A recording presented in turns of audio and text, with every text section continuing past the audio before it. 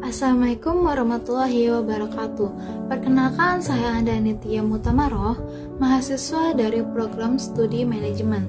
Pada kesempatan kali ini, saya akan membahas salah satu topik penting dari mata kuliah manajemen risiko, yaitu risiko pasar.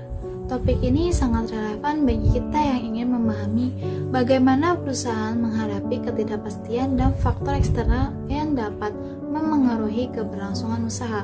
Sebagai contoh, banyak perusahaan mengalami kerugian bukan karena kesalahan internal, tapi karena adanya perubahan di luar perusahaan, seperti suku bunga naik, nilai tukar melemah, atau kebijakan pemerintah yang berubah. Apa itu resiko pasar? Resiko pasar adalah resiko dari faktor eksternal yang terjadi di luar kendali perusahaan dan dapat menyebabkan kerugian. Resiko ini dialami perusahaan baik di sektor keuangan seperti bank maupun sektor non-keuangan seperti perusahaan dagang, retail, dan manufaktur. Artinya, meskipun sebuah perusahaan sudah bekerja dengan baik secara internal, jika kondisi eksternal tidak mendukung, seperti terjadi inflasi atau gejolak ekonomi, maka perusahaan tetap bisa terkena dampaknya. Dampak risiko pasar. Risiko pasar bisa membawa dampak serius terhadap kinerja perusahaan, antara lain. Yang pertama, mengurangi keuntungan karena biaya operasional meningkat atau pendapatan turun. Yang kedua, menurunkan penjualan, terutama jika harga produk menjadi tidak terjangkau oleh konsumen.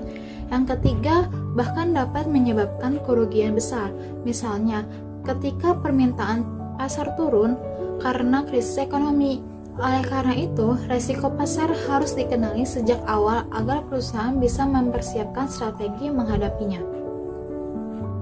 Contoh nyata resiko pasar. Contoh nyatanya, kita bisa lihat kasus berikut.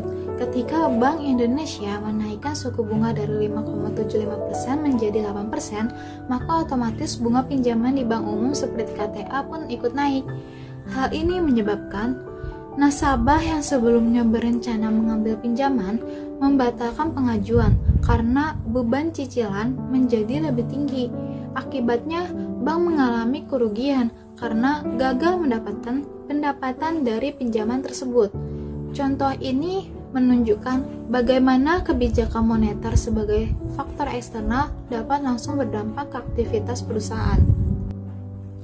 Resiko berdasarkan jenis perusahaan. Resiko pasar juga berbeda-beda tergantung jenis perusahaannya. Yang pertama, perusahaan jasa seperti bank menghadapi resiko dalam bentuk kenaikan suku bunga, perubahan permintaan pinjaman, dan kebijakan moneter yang berubah-ubah.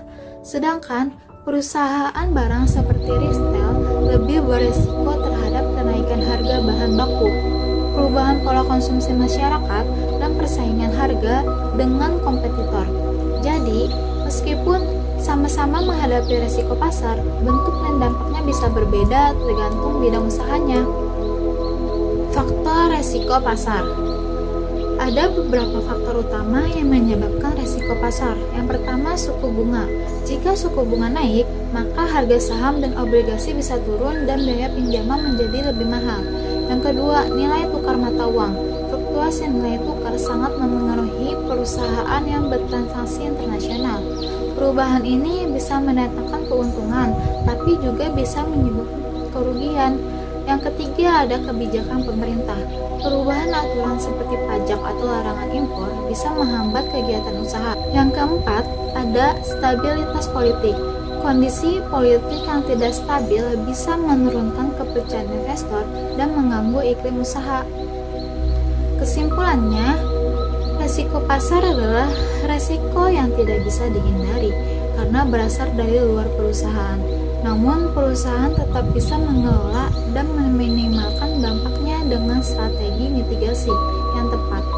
Beberapa strategis tersebut antara lain adalah melakukan analisis pasar secara rutin, menyesuaikan portofolio bisnis, yang memperkuat manajemen keuangan. Dengan memahami risiko pasar, perusahaan bisa lebih tanggap dalam mengambil keputusan dan tidak mudah goyah ketika kondisi pasar berubah. Terima kasih telah menyimak penjelasan saya mengenai risiko Semoga materi ini bisa menambah wawasan teman-teman semua, khususnya dalam memahami jenis-jenis resiko yang dihadapi perusahaan. Sampai di sini dulu video saya. Wassalamualaikum warahmatullahi wabarakatuh.